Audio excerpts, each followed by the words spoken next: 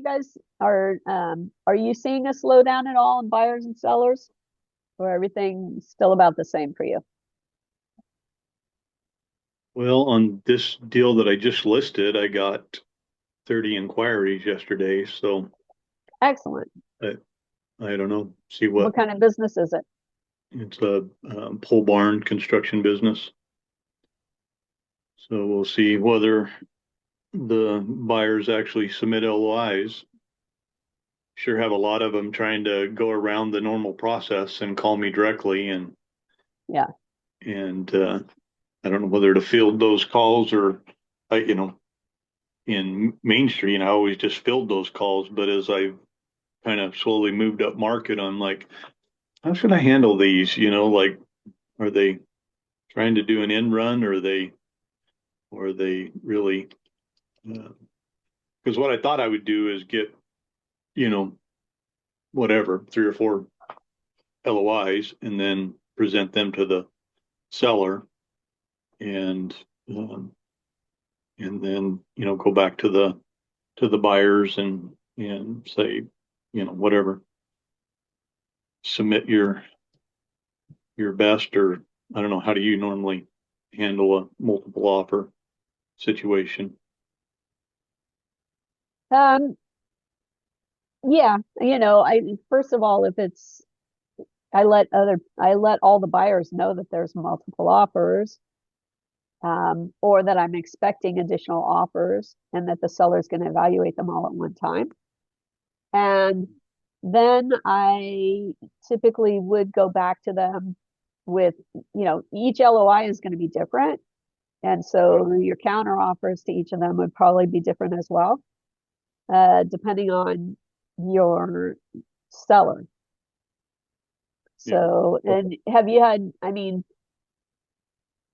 with the LOIs, typically you're going to have the buyer is going to have met with the seller via Zoom or whatever. So the seller also has an idea of who the buyers are and personality wise. Um, what types, the seller usually has an idea of what types of, whether the questions they ask were questions that an experienced operator would ask, or somebody who's pretty brand new that would require a lot of training and transition time. Yeah. So You do that pre-LOI, the Zoom or meetings, it depends, but a lot of times, yes, I'll have a buyer will have a meeting with the seller pre-LOI, just via Zoom, not in person. right? And how do Yeah. I how do I Not all of nail? them want it. Some will submit an LOI without it, but there are a lot of buyers that want to talk to the seller and ask a few more questions, get some more information before they submit an LOI.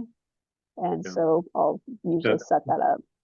that was a lot. The request yesterday was buyers wanting to meet with the seller, and I in my mind I was thinking that I would do that, post LOI, but you think it might be a good idea to be LOI.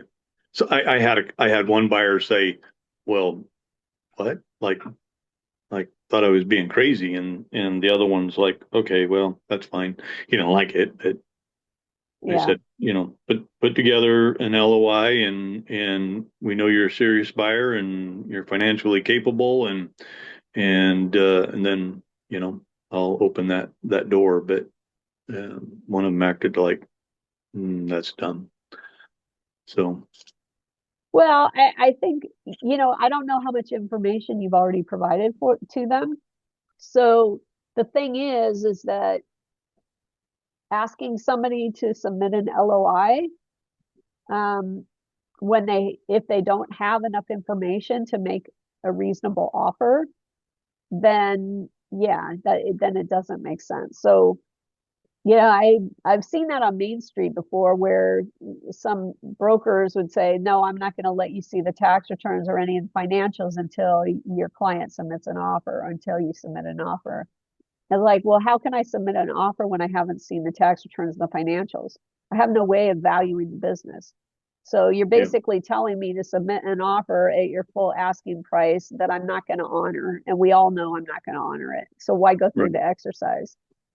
So, But in my sim, I put all the financials, okay. uh, So that's just not good. the tax returns. And I, the people that have asked, I said those come straight from the tax returns. Yeah. But that's my word, and so Right. and I The and other I thing, absolutely want them to verify it. So of course, yeah. I mean, the other thing that I do just as standard practice is I do video interviews with my sellers. And so that's what I make available to the buyers. I have a video topic list and that I create that's customized now for every I customize it depending on the type of business, but it's got all the background and information. So, general stuff. Tell me about the background and history of the business. And, tell me about your management team, your staff, your employees. What does that structure look like? So general information, and then I do that over a Zoom meeting with the seller, and then my assistant segments it out, puts together a web page as just accordion style. So you have a title or whatever the topic is, background and history of the business. They click on that, it opens up. There's a video there. They click play, and it's got you know the 3 to 6 minutes or whatever background of the history of the business that the seller is telling them. And that does a couple of things. First off, they get to meet the seller without taking the seller's time. So the right, sellers like that. right, It also, all your buyers, you're providing the same information. So it's they have, and that's something I make available at that level to access. So they don't get it, the level one is stuff is still blind, so they don't know the name of the business. They don't get the seller video interviews.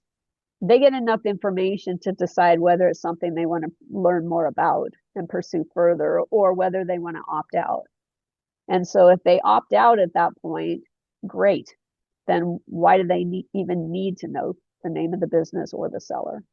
Right. So just from a confidentiality standpoint, it's a little more work to set it up that way, but I prefer doing it that way because it just better protects my sellers.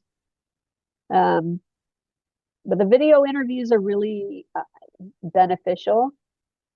Buyers and sellers like them.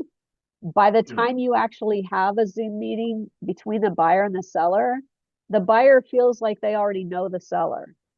It's the first yeah, time the seller's meeting the buyer, but the buyer feels like they already have a sense of the seller's level of integrity, whether the seller was straightforward and forthright answering questions and things on that video, which usually they are.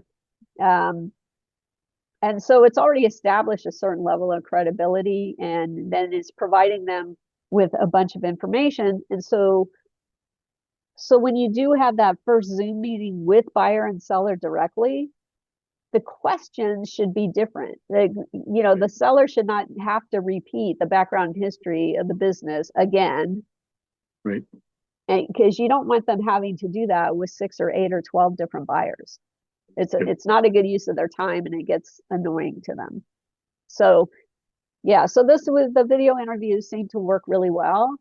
Buyers love it, sellers love it, and we love it because it's just part of our process, and it makes it then that's one of the things we ask them.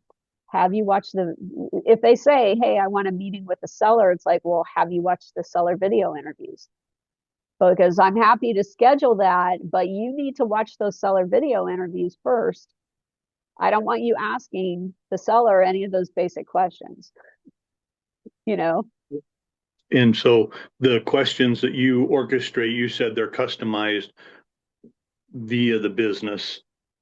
They're not just generic questions that you normally do.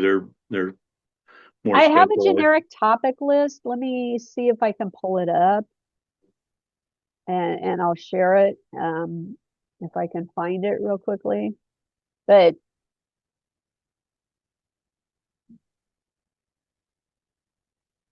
actually. Hang on.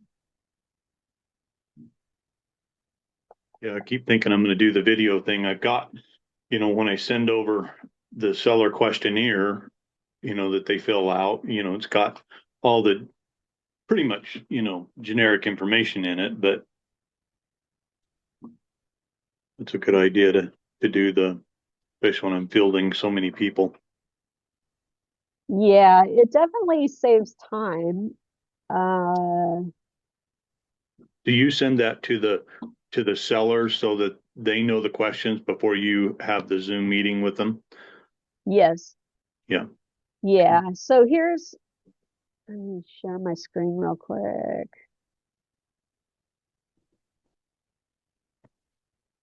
All right. Can you see this here? The interview topic list? Yep. Okay.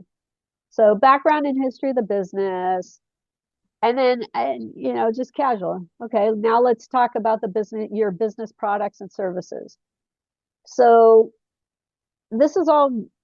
these topics are very generic so that you can actually use this with any business, as is this topic list. Um, and then I'll share another one with you in a second here. But so background history of the business products and services. Okay. Yeah. Tell me a little bit about your business operations. Yeah. Let's discuss your sales and marketing strategies and tactics. So as they're finishing one thing, then you go into the next. Well, tell me about your customers. It's very conversational, or it's Yeah. intended to be very conversational. I tell them don't rehearse. Don't write down answers. I don't want you reading answers. This is not a test. This is a conversation, and it needs to be a conversation. But I do Yeah. send it to them in advance just so they have an idea of what we're going to be discussing and they can think about it. Because especially when you get down to strengths, weaknesses, opportunities, and threats, a lot of them they don't really think about the business in those terms, so they haven't thought about it that much. Yeah. And then let's see the last three down here. Biggest challenges in the past 5 years, other than COVID, because COVID was for a lot of people the biggest challenge. Closest competitors, and then usually, if you knew then what you know now, what are three things you would change to make the business better? And then the last one I usually ask before we wrap things up is I would say, tell me anything else that would be important for a buyer to know or understand about this business. And you just let them talk.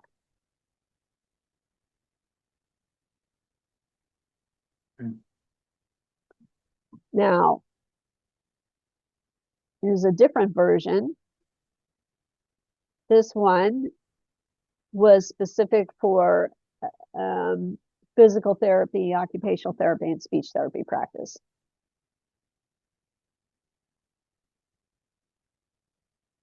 And so again, it's practice, but the background and evolution. So when was the practice founded? What was the original clinical focus? So this one is very specifically tailored for physical therapy, occupational therapy, speech therapy. Okay. Right. But literally all I do, I'll go into ChatGPT, or you can use Claude or whatever AI tool you use. And I drag this list in, my general video topic list. So I'll drag that in and I'll say, I have an interview with the seller of this type of business, manufacturing widgets. And so, the purpose of the seller of the video interview is to provide information that most buyers would want to know about this type of industry, about this particular business. And please build or create a video interview topic list specifically tailored for this industry and this business. Using the general topic list that I've uploaded or that I've provided. And then AI will build you a whole new one. I do. Does that make sense? Yep, certainly. So that is how I go about doing those. AI has made certain things so much easier, honestly. Yeah. Yeah. Especially Like, for me. yeah. So, you can get very specific topic lists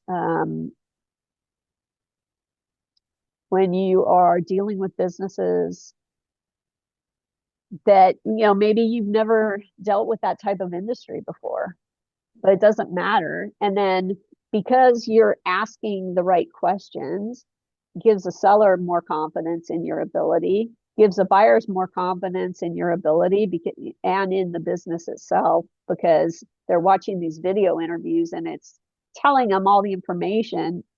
Half of this stuff is what they would want to ask the seller anyways.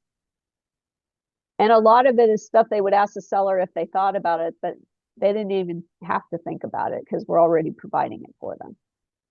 Yeah. So that's why by the time they finish looking at videos, then they go back to, they do want to have a meeting. And I can tell you the way those meetings start out for me is a lot of times, first thing the buyer tells the seller when we're all on Zoom is, buyer says, oh, I just want to thank you for doing those seller videos because that gave me so much information about your business. That was really great. So the buyers are thanking the sellers for doing it. So it just works. It works awesome. Yeah. I don't know why I spaced that, because I remember somebody else telling me that, and I just totally spaced it. Yeah. No worries. No, I mean it's work. It's extra work, right? It's extra prep work, but the hours that you can have a VA or somebody do that segmentation for you and build that web page for you. The only thing that you have to know about that web page is, obviously, business sales are confidential, so you can't put that web page or that video interview page on your own website. You have to have a domain out there that doesn't get searched by the search engines. That basically, if they don't have a link directly to the page, nothing comes up. So can you do that on YouTube, or is that risky? You probably can do it on YouTube, but I think on YouTube, you can set up certain videos to be private, although then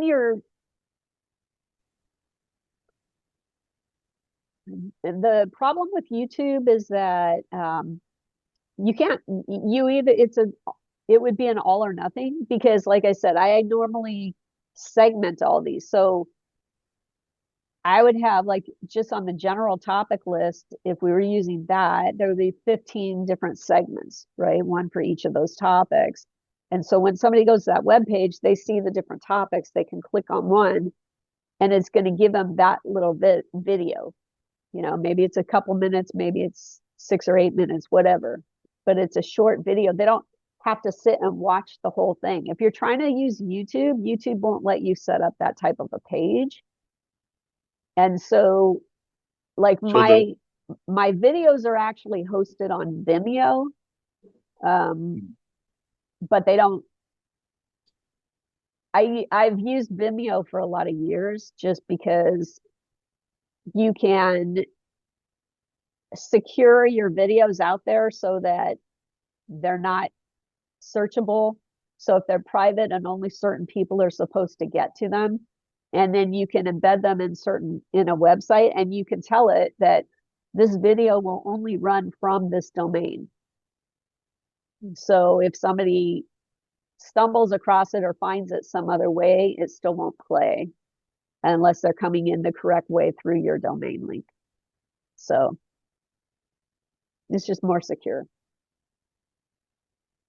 And confidentiality is something that's important to most of our sellers.